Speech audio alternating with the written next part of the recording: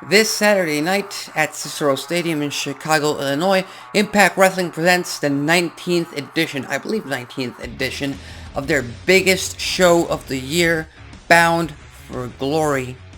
And, well, they've got one hell of a stacked card for the show of shows in 2023 for Impact Wrestling, of course. And I just want to preempt this with just saying Impact Wrestling over the past 5+ years, ever since they rebranded as Impact Wrestling, and they started under the helm of Ed Nordholm, Scott D'Amore, and back then Don Callis, who is now a prominent figure on AEW TV. Ever since then, Impact Wrestling has slowly started to get rid of the stigma that they had been carrying for years, pretty much decades.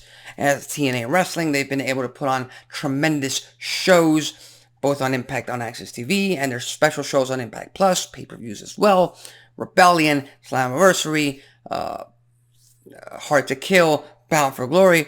Impact Wrestling has been on a roll, wrestling, entertainment, and content-wise ever since, and I firmly believe it's time wrestling fans who watch WWE, wrestling fans who watch AEW, and wrestling fans who were watching TNA Wrestling over a decade ago should definitely go back and give this company another chance, because the shows that they put on are top tier. And this Saturday, this weekend at Bound for Glory will be no different. It will be no different. I'm just going to say this one last thing.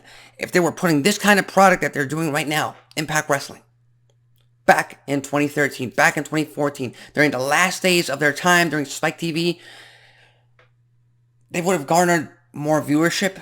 Hopefully, they would have been able to renew their contract with Spike TV, obviously with lesser money because they had lost Sting. Kurt Angle was also on the way out, it was believed, or he was close to being on his way out at the time. So, again, you can't, hindsight is 2020, you can't go back in time, but right now, it's time to focus on right now. And at Bound for Glory, the main event is going to be Alex Shelley, Impact Wrestling World Champion. Yes, ladies and gentlemen, the man who made history in TNA Wrestling and in Impact Wrestling as one half of the Motor City Machine Guns. He is the Impact World Champion. He shocked the world months ago when he defeated Steve Maclin for the Impact World title in the match that nobody thought he would win.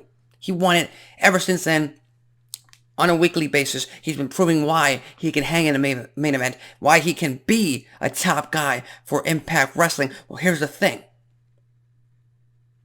He's got the top guy as his opponent at Bound for Glory, at the main event of the show of shows. Josh Alexander, the walking weapon, and he has quite a history at the show of shows, at the biggest show of the year for Impact Wrestling.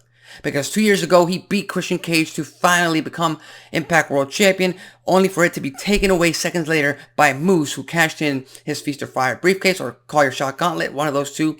I forget, it's kind of iffy. But he lost the title. He regained it a month later, defeating Moose. Last year, he retained the title over Eddie Edwards in the main event of Bound for Glory. He had to relinquish the championship due to injury, I believe right before Rebellion, right before a much-awaited match against Steve Maclin, who either way went on to become Impact World Champion himself. And now he gets another crack at becoming Impact World Champion.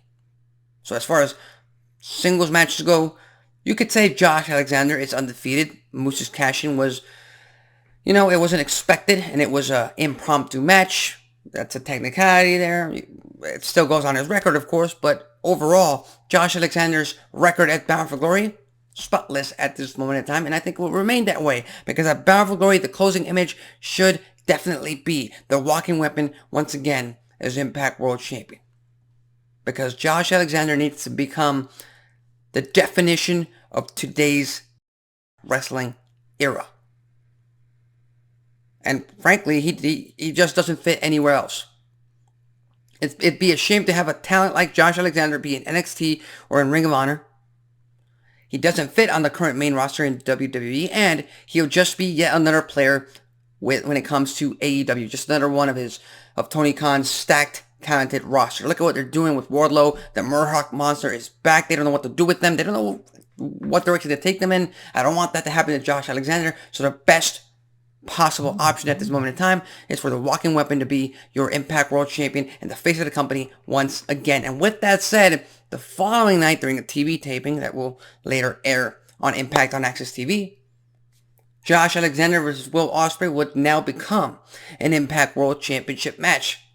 And it doesn't get any bigger and better than that, because you damn well know not only will Will Ospreay beat Mike Bailey in a fantastic match of the night quality at Bound for Glory, or contender quality at Bound for Glory that very same night, but you have that match on AXS TV, damn sure you want people to tune in to watch that, even if Will Ospreay is not gonna stay, and he's not gonna win the world title, obviously. But to have Alexander defeat him, retain his title over a talent and a name like Will Ospreay, that's gonna be miles ahead of anything you could put on TV at this moment in time for Impact Wrestling.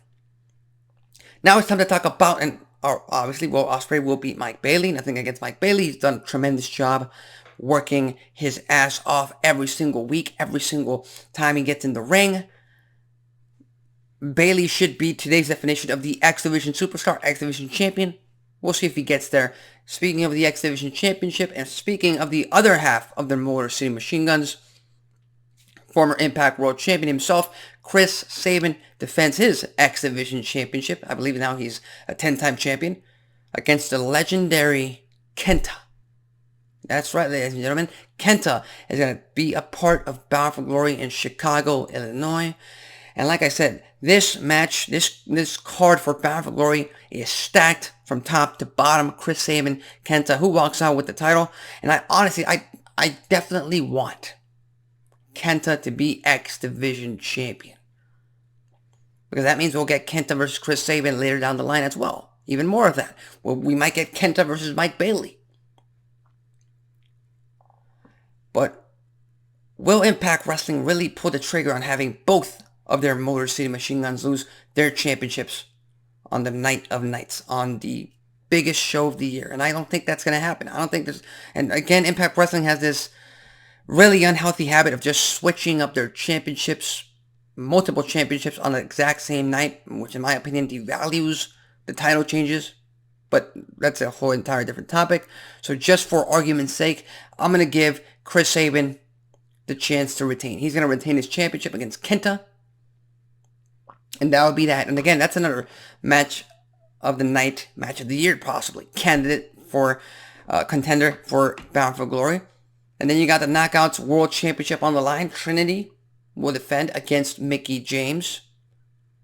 And Mickie James is a legend. She's a former multi-time Impact Knockouts World Champion. So it's hard to argue against the fact of her beating Trinity for the title. But Trinity just arrived on Impact Wrestling, on the scene just a few months ago. And have her lose, yes, against a legend like Mickie James. Yes, that would be big. That would be a tremendous showing at Bound for Glory. A tremendous picture, photo op, whatever you want to call it. Tremendous headline. Mickie James, once again, Impact Knockouts World Champion. Trinity retains. Trinity retains her title at the Show of Shows. As simple as that. Move it along. And then Trinity can go ahead and drop that championship down the line to a real up-and-coming knockout. That's all I'm going to say about that. With all due respect to Mickie James, that's all I'm going to say about that. We got the Call Your Shot Gauntlet, and this goes hand in hand with the Impact World Tag Team Championship match, because the Impact World Tag Team Championship match involves the Rascals defending their tag team titles, Trey Miguel and Zachary Wentz. You remember that? Yeah, the Rascals. Facing off against ABC, Ace Austin and Chris Bay, in a tag team title match. It's pretty much going to be X Division style. We might get a little bit, hopefully. And again, like I said, I'm not gonna get tired of saying this, but it's gonna be repetitive. Match of the night, match of the year, candidate, contender, whatever you want to call it. Definitely right here, right now. This gives me a lot of Motor City Machine Guns versus Generation Me at Bound for Glory 2010 vibes. And with that said, I'm gonna give the Rascals the opportunity to retain their tag titles, because that leads in to the Call Your Shot Gauntlet, where honestly I want Ace Austin to win the Call Your Shot Gauntlet and eventually finally insert himself into the Impact World Championship main event scene. But if it's either Ace Austin or Chris Bay, I'll be happy with any single one of them walking out with that Call Your Shot Gauntlet trophy in their hands, and then possibly having an Impact World Championship match in the very near future against Josh Alexander. But Impact Wrestling needs to get these guys, Ace Austin and Chris Bay, away from the X division. They need to get them away from the tag team division.